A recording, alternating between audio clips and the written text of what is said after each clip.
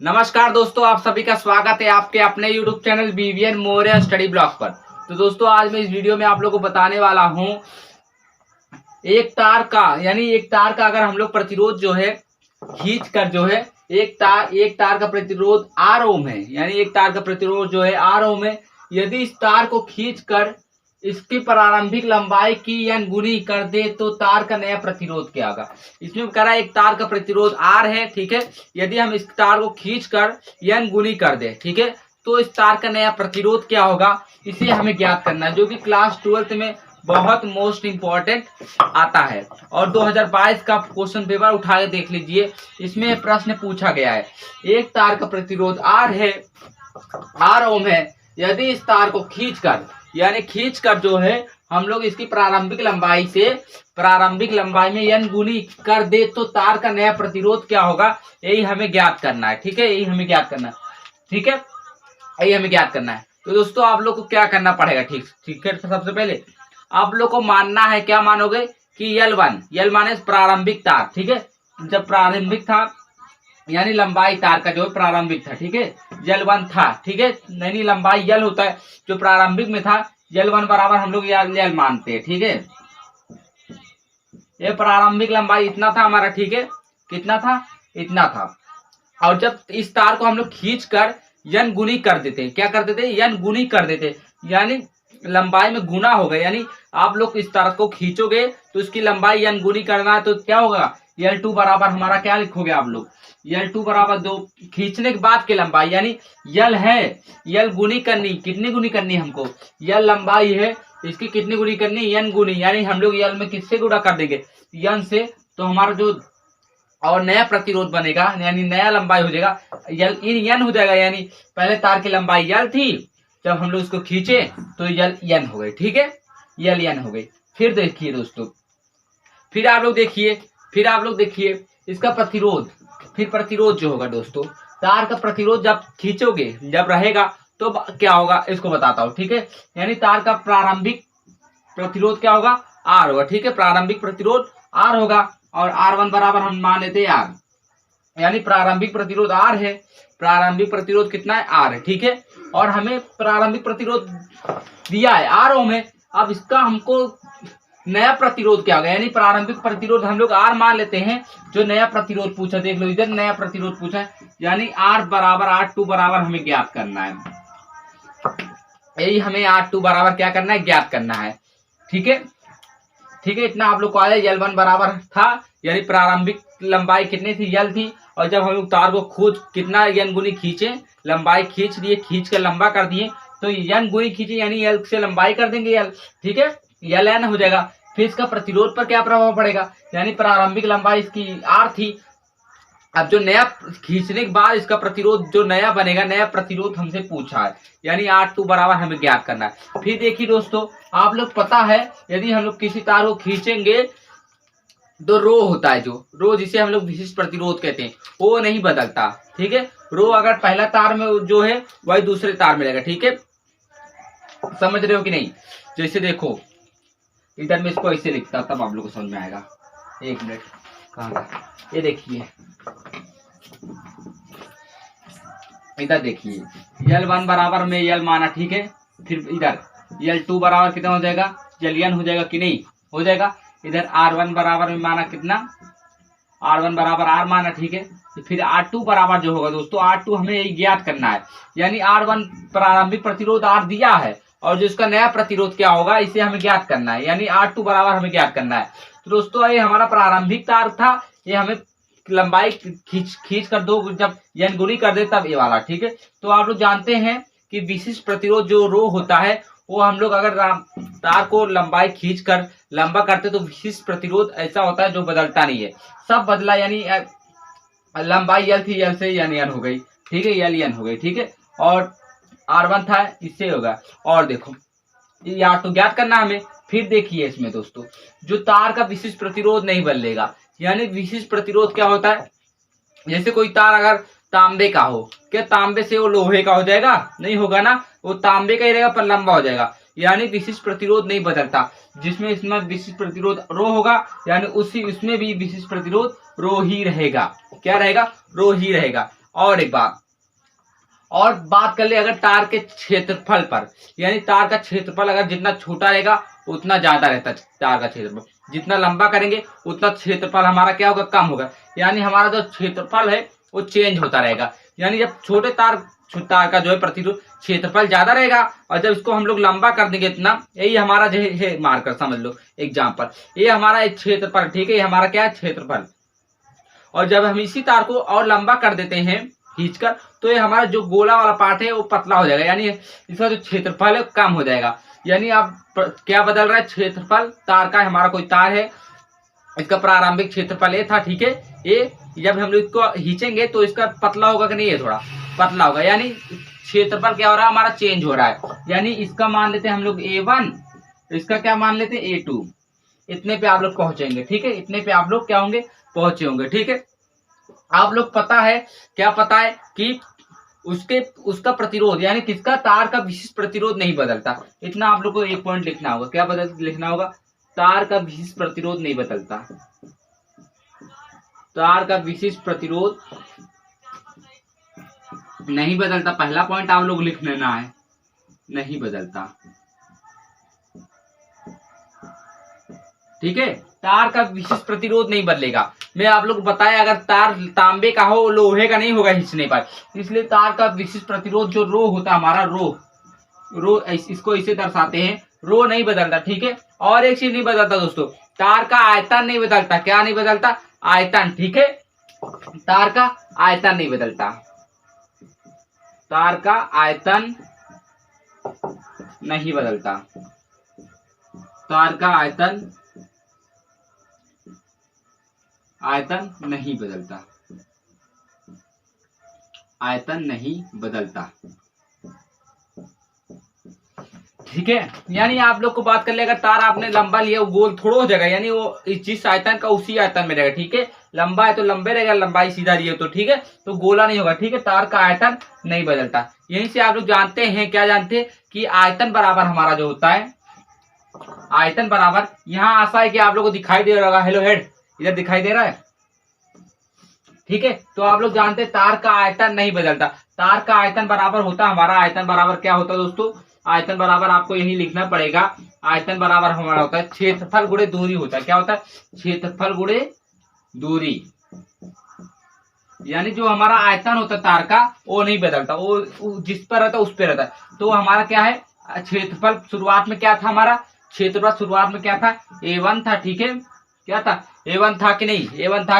और दूरी की यानी लंबाई कितने से शुरुआत की, L थी, ठीक है, L थी, L1 मान लिया, ठीक है, शुरुआत की लंबाई L1 थी। और जो ये हमारा जो तार के खींचने पहले का है आयतन, तार के खींचने से पहले का आयतन है क्षेत्रफल गुणे दूरी, यानी A1 इंटू L1, ठीक है। ये हमारा कब का है, जब तार को हम लोग खींचे नहीं थे। अब जब तार को खींच कर ज्ञान गुनी कर दे तब इसका क्या होगा, ठीक है।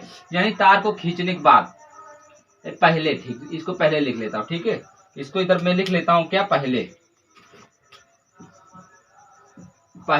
और इसको बाद में लिख देता हूँ, ठीक है, बाद, ठीक है, बाद का आयतन, अर्जुन सर देखिए दिख रहा है ना, बाद का आयतन दोस्तों इधर पे नहीं दिख रहा, मैं इधर आप लोग को बता देता हूँ, ठीक है। बाद का आयतन क्या होगा, ठीक है, चलो बाद का आयतन क्या होगा, ये पहले का आयतन, यानी जब तार को खींचकर लंबा नहीं किया गया था तब का आयतन, यानी क्षेत्रफल गुणे दूरी, क्षेत्रफल कितना पहले का A1 है और दूरी कितना L1 है, तो इसको मैं लिखा, ठीक है। और जब इसी तार को हम लोग खींच दे तब उसका आयतन, यानी बाद में, बाद का आयतन क्या होगा, बाद का आयतन क्या होगा,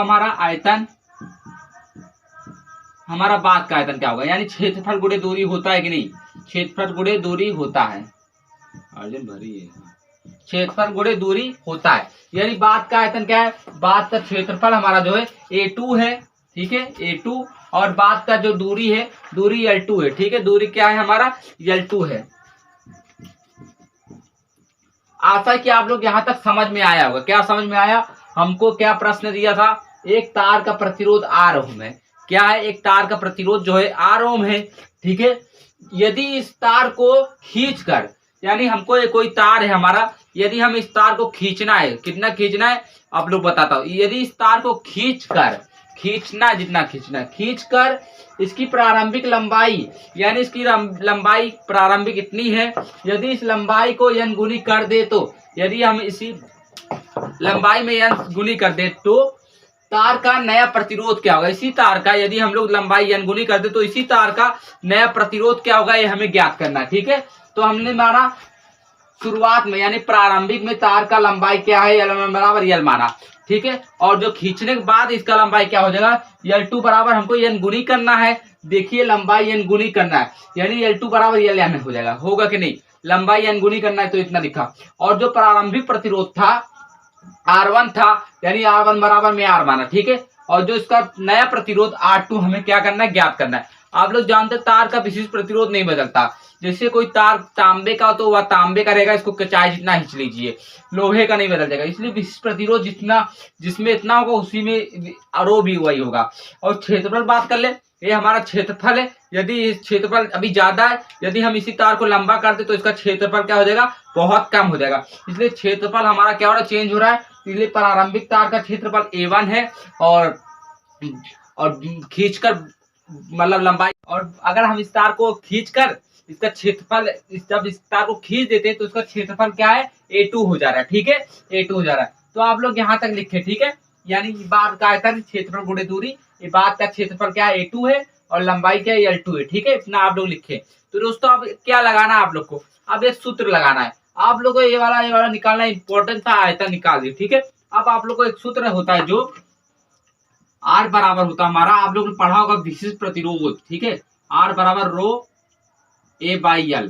ठीक है, इसको आपने पढ़ा होगा। ठीक है, इस सूत्र को आपने पढ़ा होगा, तो आपको इसी सूत्र का यूज करना है। तो आपको एक बार फिर लिखना पहले का प्रतिरोध। ठीक है, पहले का क्या प्रतिरोध, पहले का प्रतिरोध, यानी हमें प्रतिरोध ज्ञात करना है दोस्तों, प्रतिरोध, नया प्रतिरोध क्या है, यानी R पहले का प्रतिरोध। ठीक है, पहले का प्रतिरोध, पहले प्रतिरोध क्या होगा, R बराबर हम लिख लेते हैं रो A बाई L। ठीक है, इसको समीकरण 1 मान लेते हैं। ठीक है, समीकरण 1 मान लिए, और बाद का प्रतिरोध, यानी जो नया प्रतिरोध आप लिख सकते हैं, या फिर बाद का प्रतिरोध R rho A by L समीकरण 2। ठीक है, इसको हम दो मान लिया। इतना आप लोग ने क्या किया, इतना आप लोग ने मान लिया। ठीक है, इतना आप लोग ने मान लिया। अब आपको क्या करना आगे, इसको आपने पढ़ा होगा। ठीक है, इसको पढ़ा होगा। ठीक है, अब आप आगे देखो आप लोग को क्या करना है, इतना था, इसलिए पहले का प्रतिरोध इतना, बाद का प्रतिरोध इतना। ठीक है, आप लोग देखिए पहले का रो है, रो है। ठीक है, और बाद का जो क्षेत्रफल है, बाद का क्षेत्रफल देखिए कितना है, सॉरी पहले का क्षेत्रफल A1 है, तो इधर में A1 लगा देता हूँ। क्या लगा दिया, A1।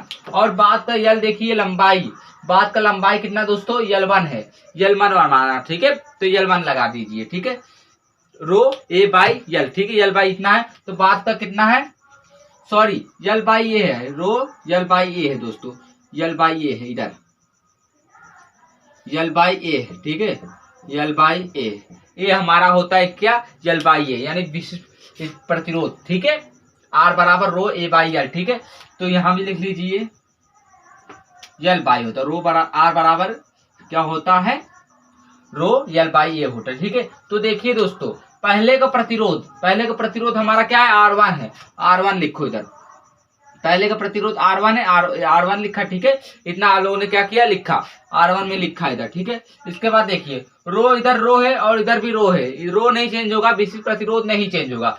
L पहले का क्या है, L1, तो L1 लिखा। ठीक है, और क्षेत्रफल पहले का क्या है, ये A1, तो A1 लिखा मैं। ठीक है, इतना लिखा। फिर बाद का प्रतिरोध देखिए, बाद का प्रतिरोध कहाँ गया, बाद का प्रतिरोध हमें R2 है, R2 जो ज्ञात करना। ठीक है, और रो बाद का भी रो वही रहेगा, विशिष्ट प्रतिरोध नहीं चेंज होगा।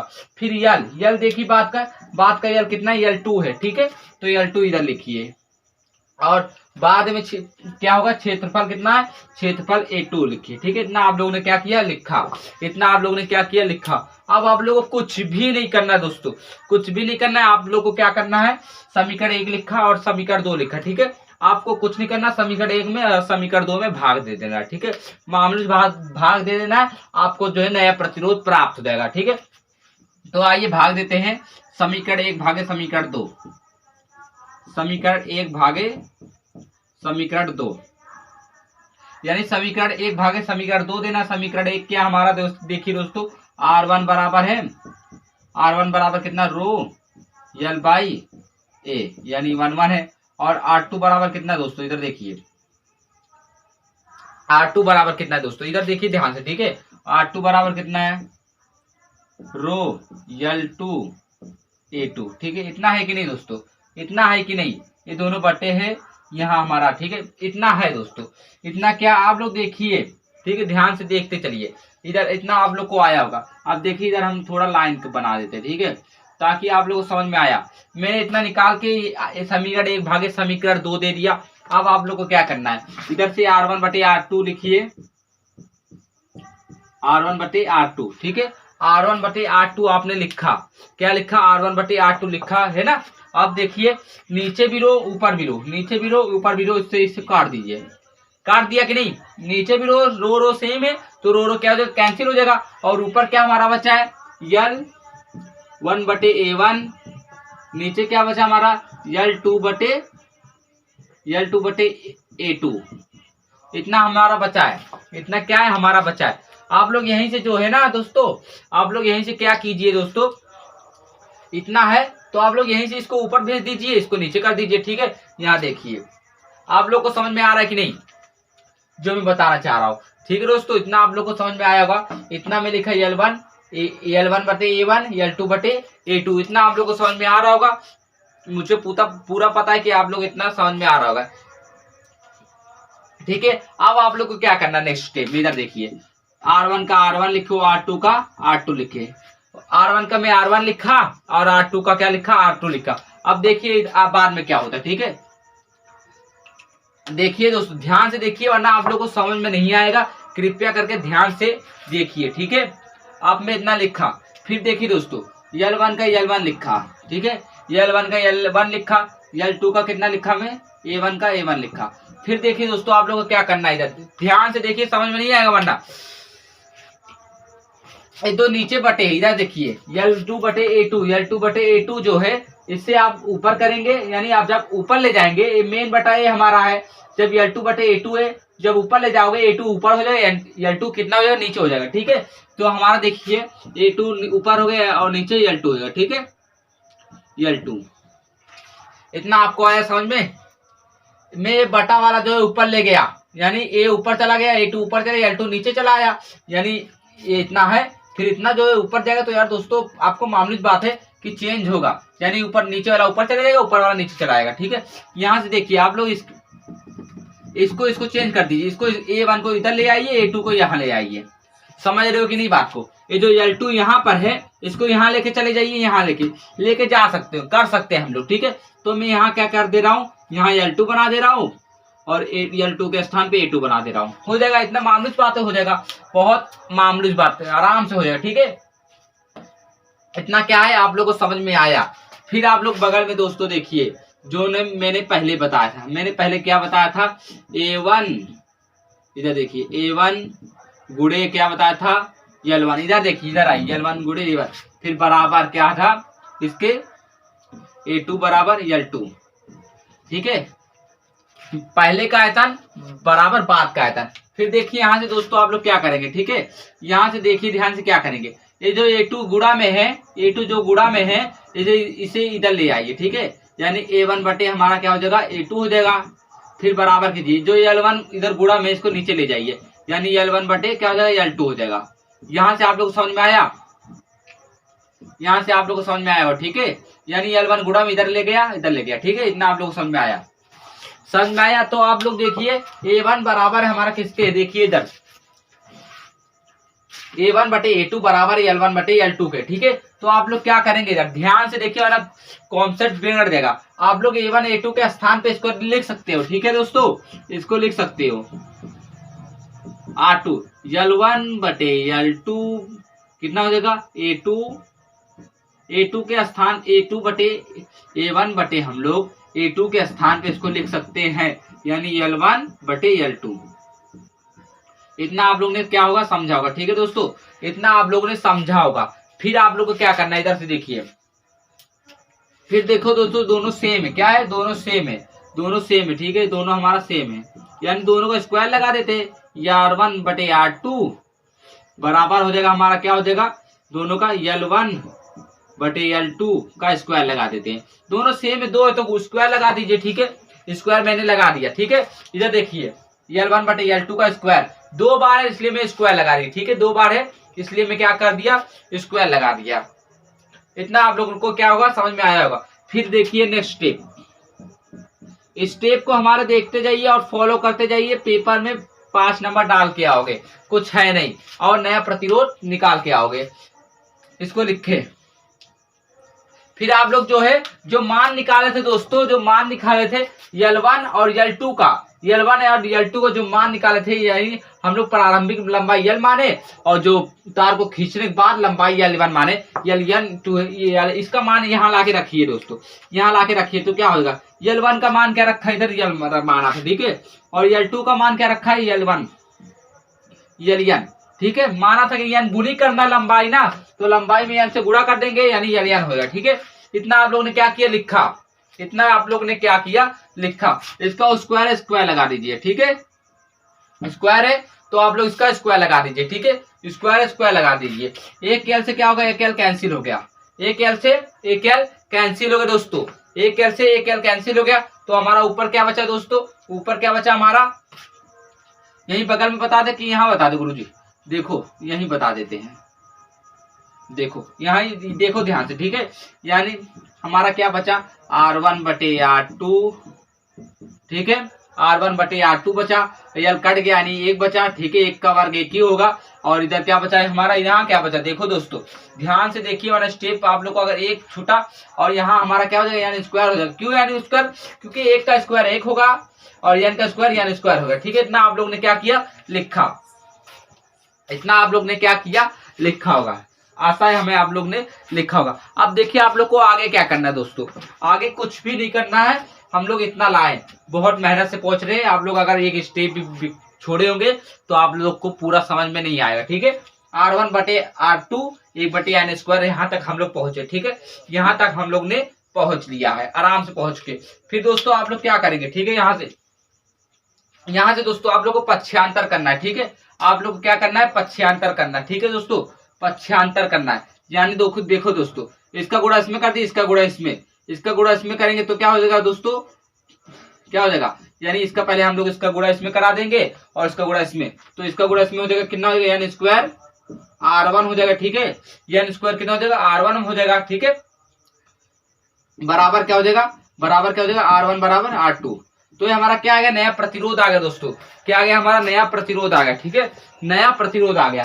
अगर आपने 1 लिखा है, इधर देखिए R1 बराबर R है, तो हम लोग इधर 1 मिटा देते, यानी जो नया प्रतिरोध है, नया प्रतिरोध है जो है R2 बराबर N2R आया, क्या आया, N2R आया, ठीक है, N2R आया, ठीक है। इतना आप लोग ने क्या किया, लिख चुका होगा, क्या किया, लिख चुका, तो नया प्रतिरोध हमारा यही आया है, R2 बराबर N2R, ठीक है, ठीक है। तो इतना हम लोग ने बताया आपको, 1 सेकेंड हम चाहते रिवाइज कर दे, ताकि हमें क्या ज्ञात करना था, एक तार का प्रतिरोध R ओम है, यदि इस तार को खींचकर, इस तार को खींचकर इसकी प्रारंभिक लंबाई n गुनी कर देते हैं, तो तार का नया प्रतिरोध ज्ञात कीजिए, ठीक है, नया प्रतिरोध ज्ञात करना है।